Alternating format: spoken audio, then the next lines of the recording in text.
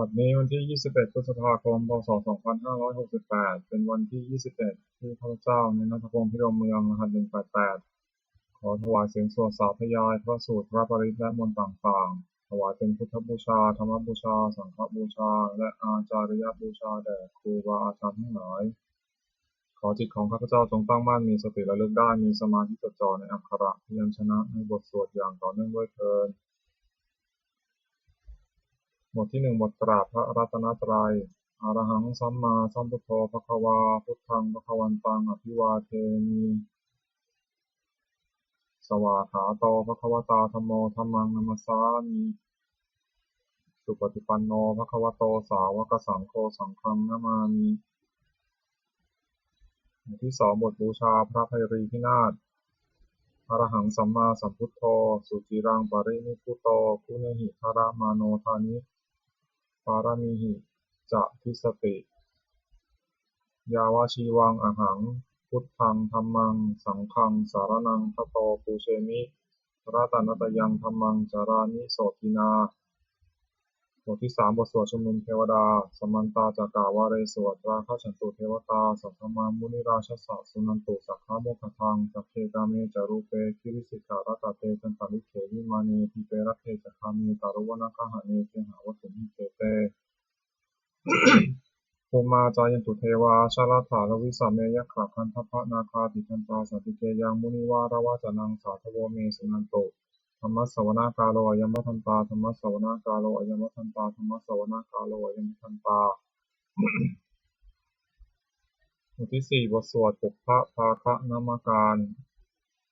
นะโมตัสสะภะคะวะโตอะระหะโตสัมมาสัมพุทธัสสะนะโมตัสสะภะคะวะโตอะระหะโตสัมมาสัมพุทธัสสะนะโมตัสสะภะคะวะโตอะระหะโตสัมมาสัมพุทธัสสะบทที่5บทสวดไตรสรณคมนปาฐะพุทธังสรณังคัจฉามิธัมมังสรณังคัจฉามิสังฆังสรณังคัจฉามิทุติยัมปิพุทธังสรณังคัจฉามิทุติยัมปิธัมมังสรณังคัจฉามิทุติยัมปิสังฆังสรณังคัจฉามิตติยัมปิพุทธังสรณังคัจฉามิตติยัมปิธัมมังสรณังคัจฉามิตติยัมปิสังฆังสรณังคัจฉามิบทที่6บทสวดสัจจะกิริยาคาถานัตถิเมสารนังอัญญังพุทโธเมสารนังวรังเอเตนะสัจจวเชนะโสทิเมหุตุสัพพทานัตถิเมสารนังอัญญังธัมโมเมสารนังวรังเอเตนะสัจจวเชนะโสทิเมหุตุสัพพทานัตถิเมสารนังอัญญังสังโฆเมสารนังวรังเอเตนะสัจจวเชนะโสทิเมหุตุสัพพทาบทที่7บทสวดหิรัตนะปนามคาถาพุทธังนะเมรัตนะภูตะสรีระจิตตังธัมมังนะเมรัตนะภูตะวิสุทธิสารังสังฆังนะเมรัตนะภูตะสุสีรทิฏฐิเอตังนะเมติรัตนังรัตนตยาวหังสัมมาสัมโมสริตะวัตถุวิเศษภูตังอัญโยยานยุตตะคุณโยภวะสัพพวัตตังอสุมิตยัมหิปิตเถวะยถาติพันเทเอกังวินาตัทธิตะพระเสมะสัมภเวนะโลเกกทาจิจะจิเรนจะปาตุภูตังคัมภีรายานวิสยังอติพุทธสัตถังวินยูหิปันธิตะชะเนหิวิชัญญรูปังโลกัมหิเกหิจิกทันจุปาลัพพนียังเกสัญจิสุทธุวิธิตังคุณกายตายะนามิหิเยวะชนตายะวิสุทธิสุวิสุตัมปิสมุปัสสตังมนสิสุทธะภาษาทฐานังปุญญติกานะมาสามุตตมะปุญญภูมังทุกขาปมุจจานะมุขะสารนังคตานังปูชาระเหสุปารามังอภิปูชนายังนิพพานะสัจฉิกิริยายุปนิสสยถังสัมมาหิเลสัมมาละโสธนะสิทธิยาจะสาธุหิอัฏฐกุสเลหุปะเสวนียังปาเนหิจาปิสรนังคมะนียะเมวะตัสมาหิตังติรัตนังสรนังคตัมหะรัตตินทิวังคณะเนสุนมัสสมานาปูเชมะจาปิสัสสตังสุปะสันนจิตตาอัฏฐานุ ปาริจาริยาสัทธารตาจาปุญเยนะปัฏฐาสุกะเตนะสุขีภเวมุเตเชนะตัสสะจะสัทธาปิสุวัตถิโหตุโยเจทะธรรมวินะยัมหิปนามภูโตโลกุตราภิสัมมโยนิยโตสุโคชัง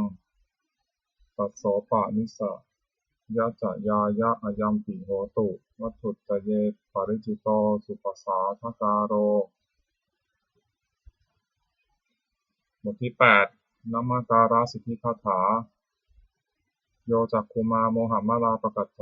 สามังวพุทโธสุขโตวิมุตโตมารัสสะปาสาวินิโมจยันโตปาเปสิเขมังชนะตังวินัยยัง พุทธังวรันตังศิรสานามามิโลกัสสะนาถันจาวินายะกันจะพันเตชะสาเตชะยะสิทธิโหตุสัพพันตรายาจะวินาสเมตุธัมโมทโชโยวิยะตัสสะสัตถุทัสเสสีโลกัสสะวิสุทธิมัคคังนิยานิโกธรรมะภารัสสะทารีสาตาวโหสันติกโรสุจินโนธัมมังวรันตังศิรสานามามิโมหัปปะพาลังอุปสันตทาหังตันเตชะสาเตชะยสิทธิโหตุสัพพันตรายาจะวินาสเมตุสัทธัมมะเสนาสุขตานุโคโยโลกัสสะปะปุปักขิเลสะเชตาสันโตสายังสันตินิโยชโกจะสวากขาตธัมมังวิธิตังกโรติสังฆังวรันตังศิรสานามามิพุทธานุพุทธังสัมมาสีรทิฏฐิตันเตชะสาเตชะยสิทธิโหตุสัพพันตรายาจะวินาสเมตุบทที่9บทสวดนะโมการอัตถกคาถานะโมอะระหะโตสัมมาสัมพุทธัสสะมะเหสิโนนะโมอุตตมะธัมมัสสะสวากขาตเสวะนิเตมิทะนะโมมหาสังฆัสสาปิวิสุทธสีราทิฏฐิโนนะโมโอมาตายารัตถัสสะรัตนัตตยัสสะสาธุกังนะโมโอมากาติตัสสะตัสสะวัตถุตยัสสปินะโมการัปปะภาเวนะวิคัจฉันตุอุปัฏฐวานะโมการานุภาเวนะสุวัตถิโหตุสัพพทานะโมการัสสะเตเชนะวิคิมหิโหมิเตชวา บทที่10บทสวดมหาสมัยสูตรเอวามเมสุตังเอกังสัมมยังภควาสัพเพสุวิหารติกัปปิลวัตถุสมิงมหาวเนมหาตาภิกขุสังเคนะสัพพิมปัญจมเตหิภิกขุสัตเตหิสัพเพเหวะอรหันเตหิทัสสะหิจาโลกาธาตุหิเทวตาเยตุเยนะสมิปติตังโหติภควันตังทัสสนายะภิกขุสังฆัจอัตถโขจตุนังสุทธาวาสกายิกานังเทวานังเอตถะโหเสียยังโขภควาสัพเพสุวิหารติกัปปิลวัตถุสมิงมหาวเนมหาตาภิกขุสังเคนะสัพพิมปัญจมเตหิภิกขุสัตเตหิสัพเพเหวะอรหันเตหิทัสสะหิจาโลกาธาตุหิเทวตาเยตุเยนะสมิปติตังโหติภควันตังทัสสนายะภิกขุสังฆัจจะยันนุนะมะยัมปิเยนะภควาเตนุปัสสังกัมมะยามะอุปสังกัมมิตวาภควโตสันติเจปเจคคาถาทัสสะเยมาเถภโคตาเทวตาสัยถาทินามาภารวาปุริโสสัมมังสัมมันชิตังวาพังหังภาษารยะภาษาริตังวาพังหังสมิชยะเอวะเมวะสุทธาวาเสสุเทเวสุวันตารหิตาภควโตปุระโตทาตุระหังสุอัตถโขตาเทวตาภควันตังอภิวาเทตวาเอกามันตังอัทังสุเอกามันตังทิตาโขเอกาเทวตาภควโตสันติเกอิมังคทังอภาสิมหาสมโยภวนะสมิงเทวกายาสมังคตานาคาตัมหาอิมังธรรมะสมยังทิตาเยวะปราชิตาสังคันติอัตถโขอปราเทวตาภควโตสันติเกอิมังคทังอภาสิตตาภิกขวสมาทหังสุจิตตังอัตโนอุชุกามกังสุสารถิวะเนตาริฆาเหตวาอินทิยานิรักขันติปันทิตาติอัตถโขอปราเทวตาภควโตสันติเกอิมังคทังอภาสิเชตวากีรังเชตวาปริคังมิทักขีรังโอหัจจมเมชาเตจารันติสุภาวิมลาจักขุมตาสุขันตาสุสุนาคาติอัตถโขอปราเทวตาภควโตสันติเกอิมังคทังอภาสิเยกจีพุทธังสรณังคตาเสนเตขมิสันติปายะภูมิงปหายะมนุสังเทหังเทวกายังปริภูเรสันติติอัตถโขภควาภิกขุมันเตสีเยโพเยนะภิกขเวทัสสะสุโลกัสสตุเทวตาสมิปติตาโหติตถาคตังทัสสนายะภิกขุสังฆัจจะเยบิเตภิกขเวเหสุงติธัมมทานังอรหันโตสัมมาสัมพุทธาเตสัมปีภควันตานังเอตัปปรมาเยวะเทวตาสมิปติตาอหิสุงสายถาภิไมหังเอตาระหิเยติเตภิกขเวโพธิสันเตนะคตามัทธานังอรหันโตสัมมาสัมพุทธาเตสัมปีภควันตานังเอตัปปรมาเยวะเทวตาสมิปติตาโพธิสันติสายถาภิไมหังเอตาระหิอาจิกิสามิภิกขเวเทวกายนังนามานิจิตายิสามิภิกขเวเทวกายนังนามานิเต สิสามิภิกขเวเทวากายานังนามานิตังสุนัตถาสัตตุกรรมนาสิกโรธาภาสิสามิติเอวัมพันเตติโกเตภิกขุภควโตปัจจโสสงภควาเอตัทโวจาสิโลกามนุกัสสามิยถาภูมาตุทัสสิตาเยสิตาคิริขพลังปหิตตาสมหิตาปุโตสีหาวาสานินารมหังสาภิสัมพุโนโอทาตมนัสสาสุทาวิปัสสนามนาวิลาทินโยปัญจสเตยตวาวเนกัปปิตาภัทเวตตวามันตยิสัทธาสาวเกสัสเนระเตเทวกะยาภิกันตาเตวิชานาถาภิกขโวเตจาตปัมมะกรุสุตวาพุทธศาสสนังเตสัมมาตุระหุยนังอมนุสสานัทัสสนังอเปเกสตามัทธะโขงสหัสสังอัฏฐาสตริงสตังเอเกสหัสสานังอมนุสสานัมัทธโสอเปเกนันตามัทธะโขงวิสาสภาพุตตาหงตันจัสสะพังพิญญายาวะวะขิตวานะจักขุมาตตวามันตยิสัทธาสาวะสาวเกสาสเนระเตเทวกายาภิกันตาเตวิชานาถาภิกขโวเยวหังกิตายิสามิเทระหิอนุปุปโสสัตตาสหัสสาวยขาภูมากาปิลาวัฏวายทิมันโตชุติมันโตวันนวันโตยสสิโนโมทัมนาภิกามุนิกุนังสัมมิทิวนังสหัสสาเหมวตายขานันตวันนิโนทิมันโตชุติมันโตวันนวันโตยสสิโนโมทัมนาภิกามุนิกุนังสัมมิทิวนังสาตาคิราติสหัสสายขานันตวันนิโนทิมันโตชุติมันโตวันนวันโตยสสิโนโมทัมนาภิกามุนิกุนังสัมมิทิวนังอิเจเตโสลัสสหัสสายขานันตวันนิโนทิมันโตชุติมันโตวันนวันโตยสสิโนโมทัมนาภิกามุนิกุนังสัมมิทิวนังเวสามิตาปัญจสตายขานันตวันนิโนทิมันโตชุติมันโตวันนวันโตยสสิโนโมทัมนาภิกามุนิกุนังสัมมิทิวนังกุมพิโรราชาขังหิโกเวปุรสานิเวสนังพิโยนังสตัสสหัสสังยขานังปิยุปปาสติกุมพิโรราชาขังหิโกสปะคาสมิติวนังปุริมันจาพิสังราชาทัตตารัตโทปสาสติอันทพานังอธิปติมหาราชายสัสสิโสปุตตาปิตัสสะพะโวอินทมานามหาพลายทิมันโตชุติมันโตวันนวันโตยสสิโนโมทัมนาภิกามุนิกุนังสัมมิติวนังภาคินันจันทิสาราชาวิริยมโหตัปปะสาสติกุมพันธานังอธิปติมหาราชายสัสสิโสปุตตาปิตัสสะพะโวอินทมานามหาพลายทิมันโตชุติมันโตวันนวันโตยสสิโนโมทัมนาภิกามุนิกุนังสัมมิติวนังปัจฉิมันจัตทิสังราชาวิรูปักโขปสาสตินาคานังอธิปติมหาราชายสัสสิโสปุตตาปิตัสสะพะโวอินทมานามหาพลายทิมันโตชุติมันโตวันนวันโตยสสิโนโมทัมนาภิกามุนิกุนังสัมมิติวนังมุตารัญจันทิสังราชากุเวโรตัปปะสาสติยคานังอธิปติมหาราชายสัสสิโสปุตตาปิตัสสะพะโวอินทมานามหาพลายทิมันโตชุติมันโตวันนวันโตยสสิโนโมทัมนาภิกามุนิกุนังสัมมิติวนังปุริมาทิสังทัตตารัตโททักขิเนนะวิรุณหโกปัจฉิมีนะวิรูปักโขกุเวโรอุตรังทิสังจัตตาโรเตมหาราชาสมันตาจตุโรทิสาทัทธาลมานาอัตังสุวเนกาปิลวัฏเวเตสังวายาวิโนทาสาอังคุนจันติกาสถามัญญากุเจนทุเวเตมิวิภูจักภิกขุโตสหะจันทโนกามะเสโถจากกินุพันธุนิพันธุจักปนาโทปะมัญโยจักเทวสุโตจะมาตาลิจิตตเสโนจักขันตโพนโรราชาชโนสัพโพอาคูปัญจสิกโขเทวติมพโรสุริยะวัชสายเตจันเยจาราชโนกันตภาสหราชุพิโมทัมมานาภิกามุมิกุนังสมิติวนังอัฏฐาคูนาภาษานาคาเวสาลาสหตัจฉกากัมภาลสัตตราคูปยคาสหายาติปิยามุนาคตารัตถาจาคูนาคายสัสสีโนเอราวันโนมหานาโคโสปะคาสมิติวนังเยนะคาราเชสหสาหารันติพิพาทิชาปคิอิสุทจักโขเวหายสาเตวนามัชฌัตตาทิตราสุปันนาอิติเตสานามังอภายันตทานาคาราชานามาสิสุปันนโตเขมะมะกาสิพุทโธสันหหิวาจาหิวปาวะหายันตานาคาสุปันนาสารนามะกังสุพุทธังชิตาวชิราหเถนะสัมมุทังอสุราสิตาทัตตโรวาสาวะเสเตอิทิมันโตยสสิโนกาลคัญชามหาพิสมาอสุราธนาเวคัสสาเวปาจิติสุจิติจัปหาราโทนะมุจีสหัสตัญจภริกุตนังสเพโรจนามกาสนังหิตวาภริเสนังราหุวัฏมุปะขมุงสม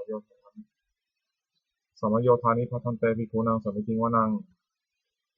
อาโปจะเทวาปฐวีจาเตชวายโยตถาคโมวารุณเทวาสมโมตยัสสะสาสหเมตตากรุณากายิกากุเทวายสสสิโนทัสเสเตทัสสะทากายาสัพเพนะนังตวันนิโนอิทิมันโตชิติมันโตวันนวันโตยสสสิโนโมทัมมนาภิกามุนิกุนังสมิติวนังเวนทูจะเทวาสหริจาสมาจะทุเวยมาจันทสุปนิสาเทวาจันทวากุปุรักขิตาสุรยสุปนิสาเทวาสุรยมากุปุรักขิตานะขัตตานิปุรักขิตวากุมัทวะละหกาวสุนังวะสวะเสโตสโกปะคาปุรินทโตทัสเสเตทัสสะทากายาสัพเพนะตวันนิโนอิทิมันโตชิติมันโตวันนวันโตยสสสิโนโมทัมมนาภิกามุนิกุนังสมิติวนังอภาคูสหภูเทวาชาลามขีสิกขาริวะอริจกาจโรชจาอุมมาปุมณิภาสิโนวรุณาสหธรรมาจาอจุตาจาอเนชกาสุรายะรุจิราอควาโควสาวเนสิโนทัสเสเตทัสสะทากายาสัพเพนะตวันนิโนอิทิมันโตชิติมันโตวันนวันโตยสสสิโนโมทัมมนาภิกามุนิกุนังสมิติวนัง สมานามหาสมานามานุสามานุสุตมากิภาปทุสิกาภวคุมโนปทุสิกาถาภูหารโยเทวายจารุหิตวาสิโนปาระคามหาปาระคาภูเทวายสัสสิโนทัสเสเตทัสสะภากายาสัพเพนะนะตวันนิโนอิติมันโตชุติมันโตวันนวันโตยิสัสสิโนมัทวนาภิกาวุทุนังสมิติวนังสุขาการุมหารุณาคุเวคณสาสหาโอทาตะกายหาปาโมขาภูเทวาวิจักขณาสัทธามตังหารัคชามิสกาใจยุสัสสิโนธนยังอาคาปุชิโนโยทิสาภิวสติทัสเสเตทัสสะภากายาสัพเพนะนะตวันนิโนอิติมันโตชุติมันโตวันนวันโตยิสัสสิโนมัทวนาภิกาวุทุนังสมิติวนังเขมิยาตุสิตายามากัตถกาจายสัสสิโนสัมพิตกาลามะเสถาโชติธรรมาจะอาสวานิมานราติโนอาคุถาภูปรานิมิตาทัสเสเตทัสสะภากายาสัพเพนะนะตวันนิโนอิติมันโตชุติมันโตวันนวันโตยสัสสิโนมัทวนาภิกาวุทุนังสมิติวนังสัทเถเตเทวนิกายาสัพเพนะนะตวันนิโนนามันวายนาคันฉุนเยจันเยสัตติสาสหังปวุฒาชาติมัคคีรังโอคาทินามนาสวังทุเขโมหะตรังนาคังจันทังวาสิตาติตังสุภามาปรามโตจัปปุตตาอิทิมโตสหัสสนังกุมารโรติโสจาโสภคาสมิติวนังสหัสสะธรรมะโลกานังมหาธรรมาพิธิทติปปโนชุติมันโตพิสมากายโยยสัสสิโสทัสเสถาอิสราคูปัจเจกาวาสาวัติโนเตสัจจามัชโตอังคาหาริโตปริวาริโตเตจัสสัพเพภิกันเตสิเทเตเวสัพพมกิมาราเสนาธิกามิปัสสะกัณหะสัมมันทิยังเอถะกัณหะถะพันธะธารักขินะพันธะมัทโวสมันตาปริวาเรถามาโวมูจิตาโกจิตังอิติตถามหาเสโนกัณหะเสนังอเปสยิปานินาตระมหัจจาสรังกตวานเพระวังยะถาภวุสโกเมโคธนายันโตสติชุโกตถาโสปฏิภาวติสังคุทวะเสยังวะเสหลังจากสัพพังอภิญญายาวะวะคิตวานัจจคุมาตโตมัตยิสัทธาสาวกสาสเนระเตมาราเสนาภิกันตาเตวิชานาถาภิกขโวเอจาอัตตปัมมะกโรสุตวาพุทธศาสนังวิตารักเกหิปกามงเนสังโลมปิชโยงสัพเพวิชิตาสังฆามาพิยติตายสัสสิโนโมทันติสังหภูเตหิสาวกาเตชะเนสุตติหมวดที่11บทสวดมังคลสุตตังอเสวนาจัพาลานังปันทิตานันจัเสวนาปูชาจัปูชนียานังเอตามังคลมุตตมังปฏิรูปะเทสาวาโสจะปุเพจะกตะปุญญาตาอัตตะสัมมาปานิธิจะเอตามังคลมุตตมังพหุสัจจันจะสิปัญจะวินะโยจะสุสิกขิโตสุภาสิตาจายาวาจาเอตามังคลมุตตมังมาตาปิตุอุปัฏฐานังอุตตาภารัสสะสังฆโหอานาภูราจากกัมมันตาเอตามังคลมุตตมังทานันจาธรรมจริยาจะยาตากานันจาสังฆโหอนะวัชชานิกัมมานิเอตามังคลมุตตมังอารติวิรติปาปามัชฌปานาจะสัญญโมอัปปะมาทะอัปปะมาโทจะธัมเมสุเอตามังคลมุตตมังภาระโวจะนิวาโตจะสันตุถีจะตัญญุตากาเลนะธรรมสสวนังเอตามังคลมุตตมังขันติจะโสวะจะจัสสตาขันติจะโสวะจัสสตาสัมมนานันจะทัสสนังกาเลนะธรรมสากัจฉาเอตามังคลมุตตมังตโพจะพมจริยันจะอริยสัจจานะทัสสนังนิพพานะสัจฉิกิริยาจะเอตามังคลมุตตมังพุทธัสสะโลกะธัมเมหิจิตตังยัสสานะกัมปติอาโศกังวิราชังเขมังเอตามังคลมุตตมังเอตาทิสานิกตวานะสัพพัทธะมาปาราชิตาสัพพทาโสถิงคัจฉันติปันเตสังอังคละมุตตะมันติบทที่12บทสวดรัตนปริตยังกินจิวิตตังอิทาวาหุรังวาสัพเพสุวายังรัตนังปณีตังนโนสมังอัตถิตถาคเตนะอิทัมปิพุทเทรัตนังปณีตังเอเตนะสัจเจนะสุวัตถิโหตุ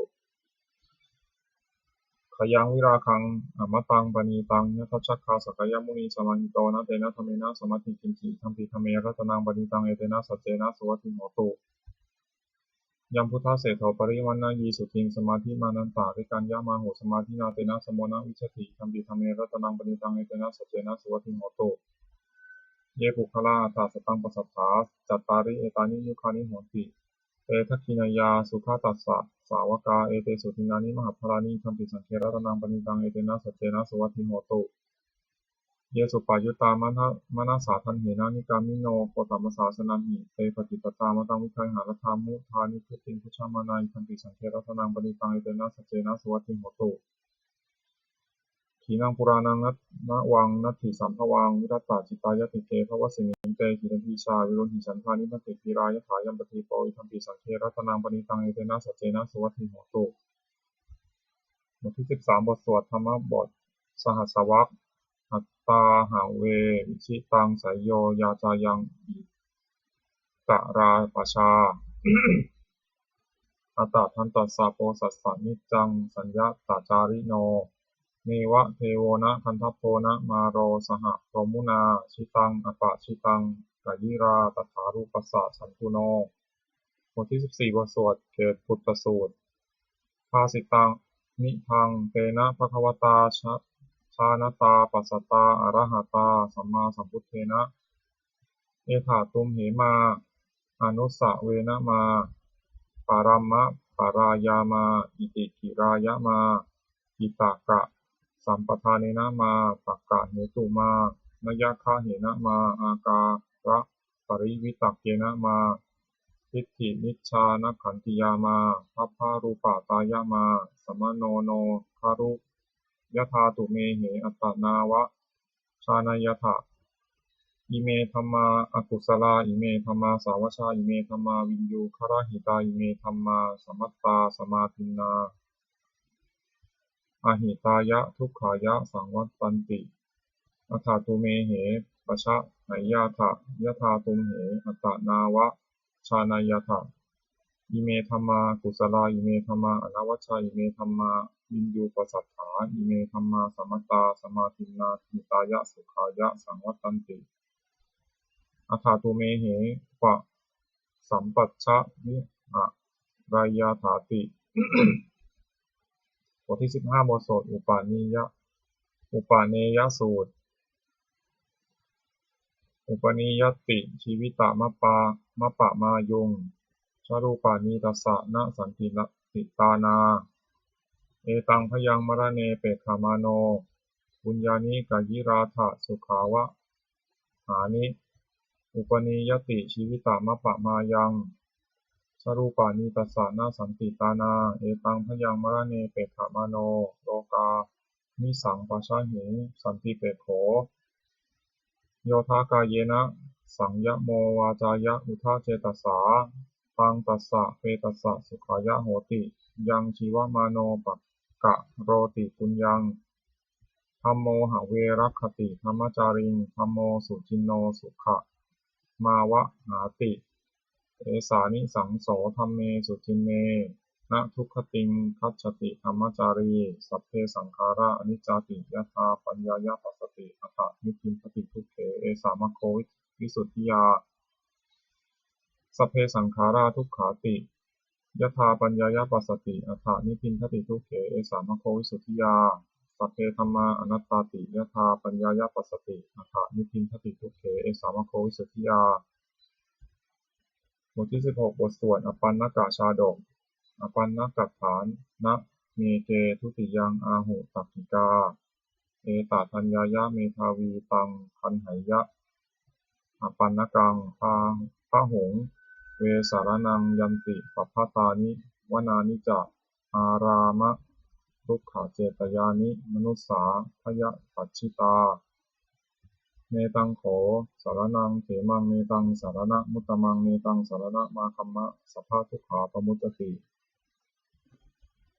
โยจักพุทธันจะธัมมัญจะสังฆัญจะสารนังคโตจัตตาริอริยสัจจานิสัมมปัญญายปัสสติทุกขังทุกขะสมุปปาทังทุกขัสสะจะอติกมังอริยัญจะอัตถังทิกังทุกขูปัสสมะคามินังเอตังโขสารนังเขมังเอตังสารณะมุตตมังเอตังสารณะมาคัมมะสัพพะทุกขาปมุจจติ บทที่17บทสวดพระเทกรตคาถาอสีตังนานวาคะมายะนปฏิกังเขนาคตังบุคคลไม่ควรคำนึงถึงสิ่งที่ล่วงแล้วไม่ควรมุ่งหวังสิ่งที่ไม่มาถึงยะถาตีตามปะหีนันตังอัปปัตตัญจานาคตังสิ่งใดล่วงไปแล้วสิ่งนั้นก็เป็นอันละไปแล้วและสิ่งที่ยังไม่มาถึงก็เป็นอันยังไม่ถึง ปัจจุปันนันตโยธรรมังตถาวิปัสสติอสังหิรังอสังคุปังตังวิธามนุภโรหะเยข้อบุคคลใดเห็นแจ้งธรรมปัจจุบันไม่งอนแงนไม่คลอนแคลนในธรรมนั้นได้บุคคลนั้นพึงเจริญธรรมนั้นเนืองๆให้ปวดโปร่งเถิด อัจเชวะกิจจามาตัดปังโกชัญญามรณังสุเวพึงทำความเพียรเสียในวันนี้แหละใครเล่าจะรู้ความตายในวันพรุ่งนาหิโนสังฆารันเตนะมหาเสเนนะมัจจุนาเพราะว่าความผัดเพี้ยนกับมัจจุราชที่มีเสนาใหญ่นั้นย่อมไม่มีแก่เราทั้งหลายเอวังวิหาริมาตาปิงอโหรตามตันตังตังเวมะเทกรัตโตติสันโตอจิตเตมุนิติพระมุนีผู้สงบย่อมเรียกบุคคลผู้มีปกติอยู่อย่างนี้มีความเพียรไม่เกียจคร้านทั้งกลางวันและกลางคืนนั่นแลว่าผู้มีราตรีหนึ่งเจริญด้วยประการชนิดแลบทที่18บทสวดพิณหปัจจเวคคณปาฐาแปลชราธรรมโมมหิชรังอนาทีโตเรามีความแก่เป็นธรรมดาจะล่วงพ้นความแก่ไปไม่ได้พยาธิธรรมโมมหิพยาธิเหนือนาทีโตเรามีความเจ็บไข้เป็นธรรมดาจะล่วงพ้นความเจ็บไข้ไปไม่ได้มรณะธรรมโมมหิมรณังอนาทีโตเรามีความตายเป็นธรรมดาจะล่วงพ้นความตายไปไม่ได้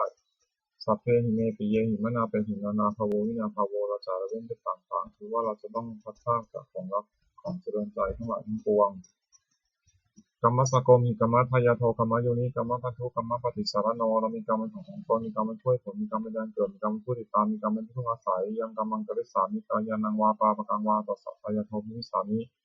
เราทำกรรมอันใดไว้เป็นบุญหรือเป็นบาปเราจะเป็นทายาทคือว่าเราจะต้องได้รับผลของกรรมนั้นๆสืบไปเอวังอัมหิหิอภิหังปัจจเวคิตัพพังเราทั้งหลายพึงพิจารณาอย่างนี้ทุกวันเถิดบทที่19บทสวดเทวตาวิโยชนะคาถาทุกขปตาจนิทุกขาพยาปตาจนิพยาโสขปตาจนิโสกาโหตุสัพเพบินานิโนเอตาวตาจามหิสัมปตังปุญญาสัมปตังสัพเพเทวานุโมทันตุสัพพะสัมปติสิทธิยาทานังทัทันตุสัทธายะสีรังละคันตุสัพพทาภาวนาธิรตาโหตุข้าฉันตุเทวตาคตาสัพเพพุทธาภรปัตตาปัจเจกันนันจายังพลังอรหันตานันจาเตเชนะราขังวันทานิสัพพโสบทที่20บทสวดเทวตาปฏิภาณคาถาอันธรรมยังปฏิภาณคาถาโยพนามเสยาเทวตาสันติวิหารวาสินีถูเปคะเรโพธิคะเรตหิงตาธรรมะทาเนนะทวันตุปูชิตาโสถิงกโรนเตทะวิหารมันทะเล เถราจัตมัชฌานวกาจัตภิกขโวสารามิกาทานาปฏิอุปาสกาคามาจะเทสานิคมาจะอิสราสัปปานาภูตาสุขิตาภวันตุเตชลาภูชาเยปิจะอันทสัมภวาสังเสทชาตาอัทโวปาติกานิยานิกังธรรมวรังปฏิจจเตสัพเพปิทุกขสากโรนตุสังขยังธาตุจิรังสตังธัมโมธรรมัทธาราจักขุคลาสังโฆโหตุสมะโควะนัฏฐายะจะหิตายะจะอัมเหรัคขตุสัทธโมสัพเพปิธรรมจาริโนวุทิงสัพปาปุนายามะธัมเมอริยปะเวทิเตบทที่21บทสวดสัพพะปฏิภาณคาถาแปลอันธรรมยังปฏิภาณคาถาโยพนามเสปุญญสิทานิกัตตสะญาณัญญานิกัตตานิเม